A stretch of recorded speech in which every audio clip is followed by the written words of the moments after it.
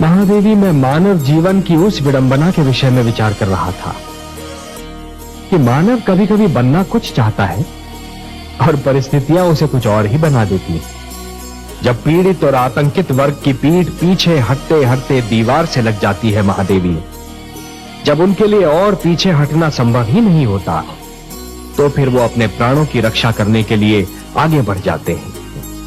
क्या आपका संकेत रेणुका पुत्र राम की ओर है? हाँ महादेवी, देखिए ना, मेरे इस अंश ने प्रथम बार पूर्ण मानव के रूप में जन्म लिया, और वो भी एक विद्वान, एक गुरु, एक आचार्य के घर में, एक सुशील नारी की गोद में जन्म लिया।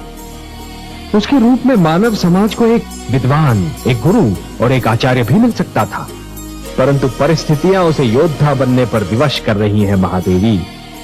उसके हाथ से पुस्तक छीनकर उसमें शस्त्र थमा रही हैं।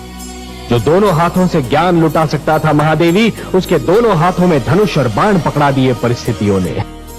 सत्ताधारी वर्ग की निरंकुशता दमन को जन्म देती है।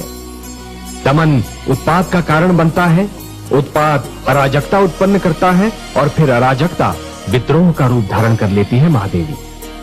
महादेवी, सारा संसार मुझे पालनहार के रूप में जानता है। तो ऐसा हुआ महादेवी, जैसे श्रावण की घनघोर घटा वर्षा के स्थान पर सूरज की तपती किरणें लुटाने लगे। ये तो परस्पर विरोधी बात हुई ना महादेवी। ये मैं बार बार यही कहता हूँ कि कभी किसी को किसी का बुरा नहीं सोचना चाहिए, क्योंकि जो भी व्यक्ति किसी और का बुरा सोचता है, अंत में उसका भी बुरा हो ही जाता है। जो भी व्यक्ति ये समझते हैं कि ये तंत्र मंत्र, ये सर्वनाश और अंधकार की शक्तियां केवल किसी और को ही क्षति पहुंचा सकती हैं, तो वो उनका भ्रम है।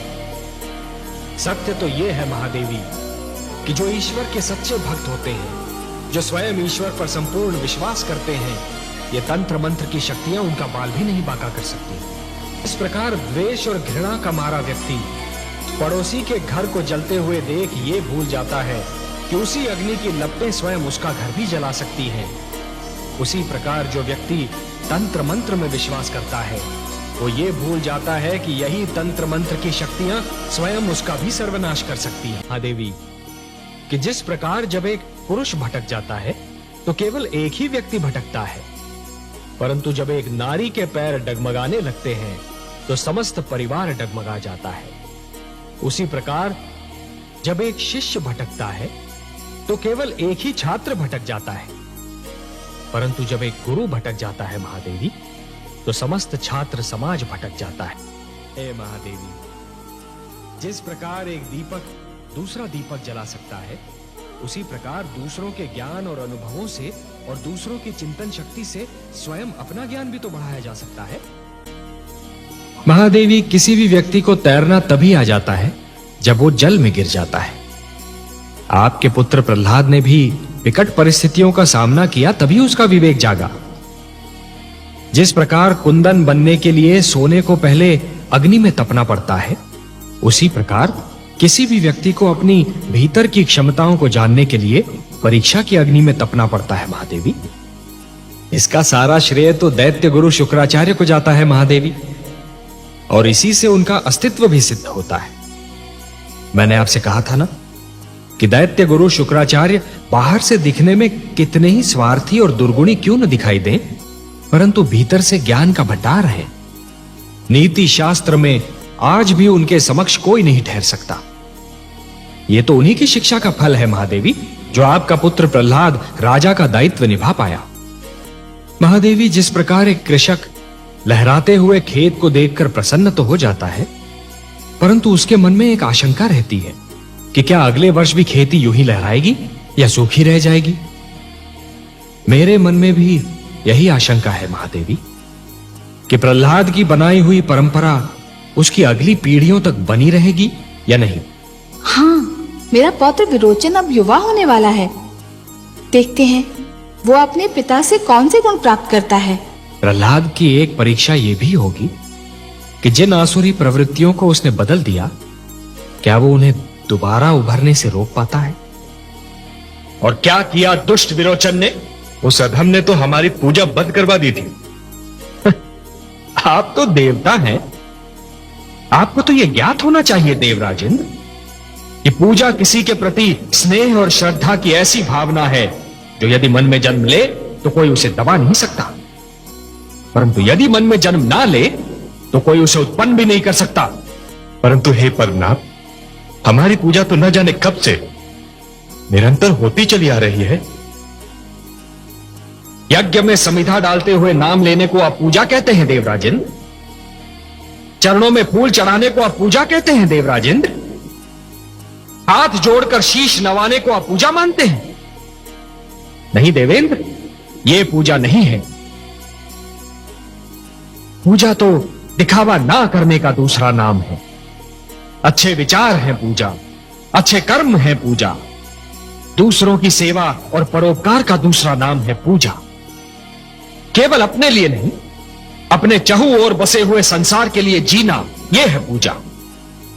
किसी और की पीड़ा में तड़प उठना है पूजा, कि आप पूजा, पूज्य और पुजारी के अर्थ को ही भुला बैठे। और इसीलिए है देवराजेंद्र, जिस प्रकार अपने मार्ग में चट्टान को खड़ा पाकर नदी की धारा अपनी दिशा को बदल लेती है, उसी प्रकार आपके इस अहंकार को देखकर मैं भी आपसे अपना मुख मोड़ रहा हूं। हाँ महादेवी, निस्संदेह ये निर्णय बहुत कठिन होगा, परंतु ये एक अवसर भी तो है पुत्र प्रहलाद के लिए ये जानने का कि पिता प्रहलाद और राजा प्रहलाद दो भिन्न भिन्न व्यक्तित्व हैं। जिस प्रकार योग्य तोल के लिए तुला के दोनों पलड़ों का संतुलित रहना आवश्यक होता है, उसी प्रकार प्रजा का न्याय करते समय राजा का भी संतुलित होना बहुत आवश्यक होता है महादेवी। सिंहासन पर बैठने के उपरांत एक राजा को यह जान लेना चाहिए महादेवी कि अपने परिवार और अपनी प्रजा के साथ उसका संबंध एक समान है। वो ना तो किसी का पिता है, ना किसी का पुत्र और ना ही किसी का भ्राता। अरे महादेवी, जो क्रांति करके समस्त संसार को बदलना चाहता है, उसे सबसे पहले स्वयं को बदलना पड़ता है। फूलों की सेज को छोड़कर एक क्रांतिकारी को पथरीली खुरदरी भूमि को अपनी शैया बनाना पड़ता है। राजभवन का सुखद जीवन भूलकर कांटों की राह पर चलना पड़ता है। क्रांति की पहली मांग है त्याग, और त्याग की पहली मांग है सहनशीलता। हे देवर्षि, जिस प्रकार यदि कोई व्यक्ति उधार लिए हुए धन को यदि अपनी संपत्ति मानेगा तो बहुत शीघ्र कंगाल हो जाएगा, यही तो विधि का विधान है महादेवी। जो दूसरे को दुख देकर हंसता है, होनी उसे दुख देकर 100 बार रुलाती है।